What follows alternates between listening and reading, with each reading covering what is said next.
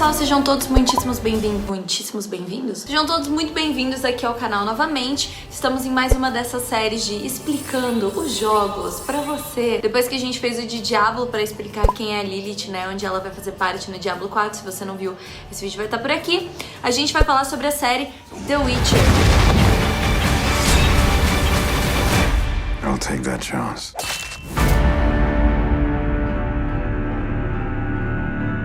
Se você não sabe, hoje, dia 20, vai sair na Netflix o seriado que eles vão fazer baseado, né, nos livros e não nos jogos. O que já começa, a gente já começa entrando aí, que você sabia que The Witcher, na verdade, é uma série de livros escrito por, nomes em polonês, se acalmem, Andrzej Sapkowski, não sei falar polonês, me desculpem poloneses. Bom, o primeiro livro se chama o The Last Witch, conta várias dos contos, né, sobre o The Witcher. E aí a CD Projekt Red tomou um interesse por esses livros que fizeram muito sucesso e eles criaram os jogos, e vendo o sucesso dos jogos e dos livros, a Netflix agora em 2019 tomou também um interesse para fazer essa série que vai lançar. Então, vamos deixar aqui claro que eu vou dar uma pincelada sobre o universo do The Witcher, né, sobre o próprio continente, vou falar um pouquinho da história do Geralt, dos seus amigos, eu vou dar uma pincelada por tudo pra você chegar na série da Netflix sabendo e entendendo absolutamente tudo pra já chegar na mesa do bar conversando com seus amigos e criar suas teorias.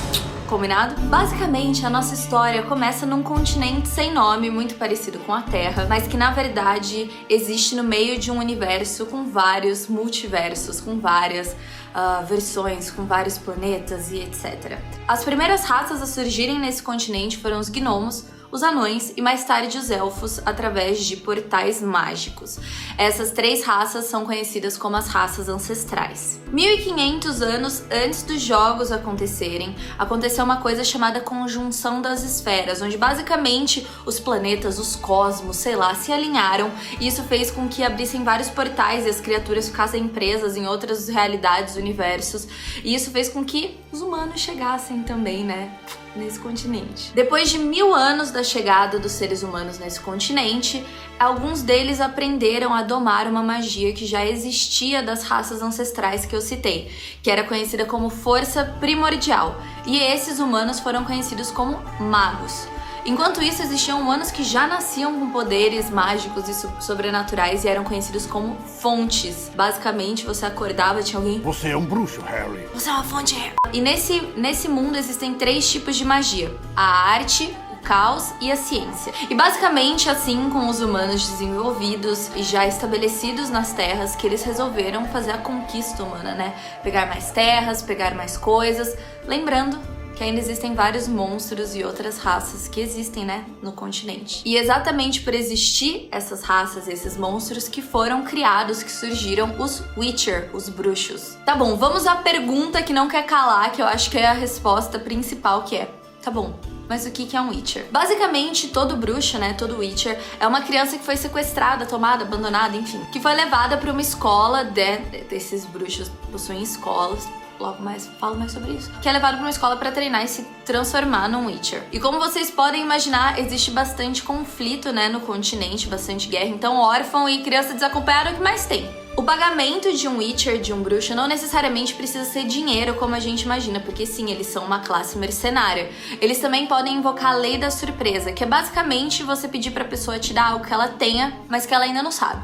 Normalmente é o filho. Essas crianças que são entregues nessas escolas para se transformarem em Witchers, elas são alteradas por meio de treinamentos, rituais, poções, se tornando mais rápidos, mais fortes e tendo um span de vida maior, ou seja, eles sobrevivem por muito mais tempo. O que faz deles os seres ideais para lidar com os monstros, as criaturas e todos os problemas que os humanos podem ter, né? Bom, basicamente, durante a formação deles na escola, além dos treinamentos, eles recebem uma educação de que o serviço deles é serem mercenários. Então, que eles estão ali para ajudar a população pelo preço certo.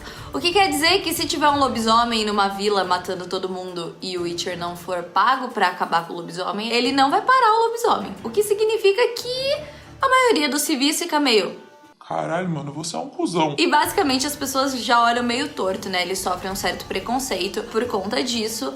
E além de que você vê um humano com os olhos meio amarelos de gato também não é muito comum, não é lá muito agradável, né? I thought you'd have fangs or horns or something. I had them filed down. Como vocês devem imaginar, ser um Witcher não é algo muito fácil. Como eu já falei, você desde criança tem vários treinamentos, você sofre mutação, você tem que tomar várias poções terríveis, que são tão terríveis que 3 a cada 10, né, crianças que são iniciadas sobrevivem. Então, assim, não é uma coisa fácil. E ainda tem efeitos colaterais. Por exemplo, todo Witcher é estéril. Além disso, existem vantagens, né? Tipo, eles se curam mais rápido, são imunes a doenças e etc. Antes deles se dividirem em escolas, eles eram conhecidos como a Ordem dos Witchers, mas isso não durou muito tempo. Aí eles se dividiram porque cada escola tinha um tipo de treinamento, de prioridade. E as escolas conhecidas são a do Lobo, do Gato e do Grifo. Pelo menos nos livros, eu sei que nos jogos tem mais. E só dando uma ideia, né, o que aconteceu enquanto os Witchers se dissolveram e criaram as escolas, os civis comuns estavam criando 2 continentes diferentes, um ao norte e um ao sul. Sendo no norte os 4 reinos do norte e no sul, Nilfgaard, espero estar falando isso corretamente. E eles ficam tanto em guerras internas quanto guerras entre eles, entre os continentes, então é meio guerra o tempo inteiro. E como vocês devem imaginar, é óbvio que as raças, né, todas as raças não se olham, não são brothers, não são parceiros, então existe um grande preconceito com os não-humanos. E depois de eles serem perseguidos tanto, os não-humanos criaram uma resistência chamada os Esquilos, e os humanos criaram a Ordem da Rosa Flamejante para caçar essa resistência. Bom, agora você já tem uma noção de como é o universo, quem são as raças, o que acontece, os preconceitos, o que é ser um Witcher. Vamos à história do nosso personagem principal, Geralt de Rivia, ou Geraldão pros íntimos, é assim que a gente vai chamar ele aqui.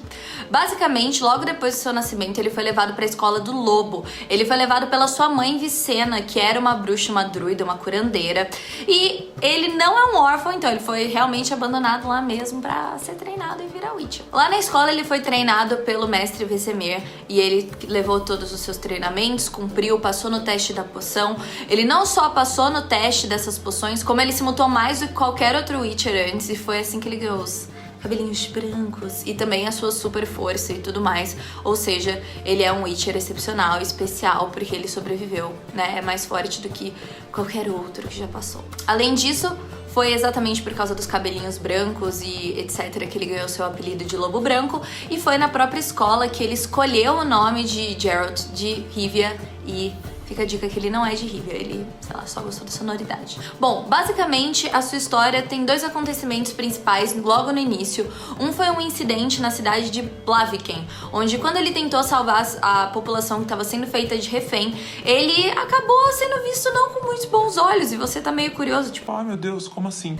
bom, se você chega num rolê que ninguém te conhece matando metade das pessoas que estão ali, mesmo que essas pessoas sejam más, a galera vai ter um pouco de medo de você. Por outro lado, tem um incidente positivo, ou uma coisa positiva, que faz muita gente conhecer ele como um herói, que foi quando ele salvou a princesa Ada, que era uma princesa que estava amaldiçoada. Então muitos no reino dela conheceram ele positivamente. E durante a sua vida, seus caminhados, suas aventuras, ele faz muitos companheiros, muitos amigos também fortes e influentes, como por exemplo o bardo Jesker nos jogos. Se você jogou, ele é conhecido como Dandelion, Dente de Leão, o anão Zoltan, e também a feiticeira super poderosa, influente política, Triss Merigold, que também é uma amiga com benefícios, um dos romances principais do Geralt. Uma pessoa muito especial e muito importante, a gente acredita que vai aparecer bastante na série, é a Yennefer de Vengerberg. Basicamente, ele foi numa missão pra derrotar um gênio, e esse gênio queria matar a Yennefer. E eis que Geraldão, né, já tinha dado uns flertes, já tinha olhado assim, Que neném! e basicamente ele fez o pedido, né, que os seus destinos fossem entrelaçados. Ele salvou ela se apaixonou por ele, e eles foram viver na casa dela muito felizes por um ano, até que ele começou a falar 99% anjo, mas aquele 1% é vagabundo, e não tava dando pra ficar ali, não curtiu. Beijo, abraço, sumiu no meio da noite, nunca mais ligou, nunca mais apareceu. Não se preocupem que eu vou falar um pouquinho mais da Yennefer e da história dela, de criação e etc. depois que eu terminar do Geralt. Além de todos esses fiéis escudeiros, quem jogou, quem lê os livros sabe que uma das pessoas, seres mais importantes da vida do Geralt é a Carpeada. A Carpeada é basicamente a Epona do The Witcher. São vários cavalos, éguas, não é só um, e ele sempre dá o mesmo nome, e é perto do animal, né, do fiel escudeiro, companheiro, que ele consegue mostrar um lado um pouco mais humano. E se ele casou, né, meio que casou, assim, se ele se ajuntou lá com a Yennefer e sumiu, Com o cavalo ele nunca sumiu, sempre ficou com o cavalo. Então você já pode ver a importância do cavalo aí. Agora a gente vai falar da Ciri, ou Princesa Cirila, ou só Cirila, como você preferir chamar. A gente precisa voltar um pouquinho no tempo antes da Cirila ser Cirila, antes da Cirila ser... E a gente vai falar sobre uma missão que o Geralt foi salvar um homem chamado Dany. Ele está amaldiçoado e o Geralt quebra essa maldição, ajuda ele e ele promete que vai recompensar o Geraldão com a Lei da Surpresa. Vocês já entenderam onde é que isso vai chegar, né? E numa reviravolta de eventos, que eu não vou dar muito detalhe, porque eu acredito que isso vai estar na série, não quero dar muitos spoilers. Basicamente, esse cara era um rei, tá? E ele tem um filho, filha. Vocês já entenderam onde isso vai chegar, né? Quem é a filha e tudo mais. E depois da Ciri ser prometida em casamento, num casamento arranjado, ela fica puta, fica revoltada, não quero, não vou, foge pra floresta. E aí ela é atacada por uma centopeia gigante e que sorte da nossa Cirila que Geraldão estava ali por perto e salva ela. Como ela não queria voltar pra casar, ela acaba acompanhando ele que ia pro reino das Dríades. E aí a Dríade gostou meio que da Ciri e falou assim, essa aí vai ficar aqui, essa aqui vai virar Dríade com a gente. E o Geralt não conseguiu chegar lá pra impedir o ritual, né? E a Ciri já tinha bebido a água mágica. E ele não conseguiu salvar ela a tempo. Mas, contudo e no entanto, para a surpresa de todos, a água mágica não afetou a Ciri. Estranho. Basicamente, o Geralt falou assim, não tô aqui pra ser babá, não quero, já me deu trabalho, já bebeu água de banho, não dá. E aí, mandou virem, né, pegá-la e levar pra casa e ser muito feliz lá.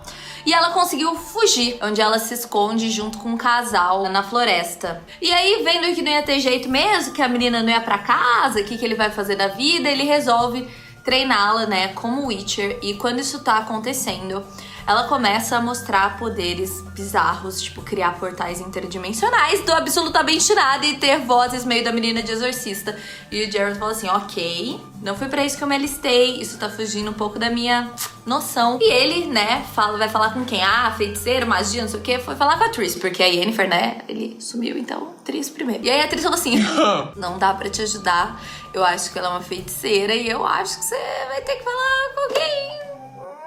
Yennefer. E foi isso que ele fez. Aí ele foi falar com a Yennefer. Yennefer, que sempre quis ter um filho ou filha, tratou com todo o carinho do mundo a Ciri e começou o treinamento dela nessa parte da magia, que não durou muito tempo. Porque basicamente o pai da Ciri, querendo ela de volta a todo custo e ela já tendo fugido umas 5 vezes, ele chega lá com o exército, tipo, mata todo mundo! E ela, né, consegue fugir de novo. Mas dessa vez ela fugiu por um desses portais que ela cria e ficou vagando aí pelas vários multiversos, dimensões, procurando Geralt. Geralt of Rivia. E isso conclui a história da Ciri, que a gente espera ver também um pouquinho na Netflix. Agora eu vou contar um pouquinho pra vocês sobre a história da Yennefer, coisas que a gente inclusive já conseguiu ver nesses trailers que saíram. A Yennefer nasceu de um pai humano e de uma mãe meio elfa, o que faz ela um quarto elfa. A mãe dela, quando estava grávida, tentou abortar, não conseguiu, e eis que nasce Yennefer com uma deformidade e um quarto elfa. O pai culpava a mãe por causa da deformidade, também culpava o fato delas serem meio elfas e tudo mais, e por isso agredia verbalmente e fisicamente as duas. Eis que eventualmente o pai enche o saco, troca a mãe da Yennefer por outra pessoa, sai vazado, e a mãe, muito triste, muito frustrada, muito tudo, por causa do abandono do marido, acaba descontando e também se tornando violenta em relação a Yennefer. Tudo isso, né, foi bastante pra mexer com o psicológico dela, e depois que ela foi aceita na academia de magia em Aretusa, ela tentou se matar cortando os pulsos, e isso danificou, inclusive, o tendão da mão dela, ela não tinha o movimento, mas tanto a deformidade, que ela tinha meio que uma corcunda, quanto a questão dos tendões foram curados pela própria professora dela, usando magia das melhores, assim, das top, só magia top. Pela sua tutora, né? Foi pela sua tutora, Tissaia de Vrie. Não sei se é assim que se fala, mas a gente colocou um francês aí pra mostrar que a gente sabe. E tudo isso aconteceu logo no seu primeiro ano na Academia de Magia. Ela se tornou, depois de muito tempo, grão-mestre da magia. Ela era muito famosa, muito respeitada. Ela não trabalhava pra políticos ou pra reis, não era de um conselho real, diferente da Triss. Durante a segunda batalha de Soden, ela acabou ficando cega, perdeu a visão, mas também recuperou a visão com magia. E vale lembrar que Ela, linda, bela, maravilhosa, que mulher, Yennefer, incrível. Descobrimos nos eventos da Torre da Andorinha que ela revelou assim casualmente que ela tem 94 anos. isso é produtos Ivone, produtos Jequiti e também muito elixir de mandrágora que impede o envelhecimento dela. Bom, gente, esse foi o vídeo. Eu espero que vocês tenham gostado. Eu adoro a série, tô muito louca pra ver o que a Netflix vai fazer. Comenta aqui embaixo aonde vocês acham que eles vão parar, o que vocês acham que eles vão fazer, se vocês acham que vai ser bom ou não, qual é a expectativa de vocês. Se vocês já viram, né, se saiu esse vídeo, vocês já, caralho, já vi tudo. Conta pra mim o que vocês acharam. Eu vejo vocês no próximo vídeo.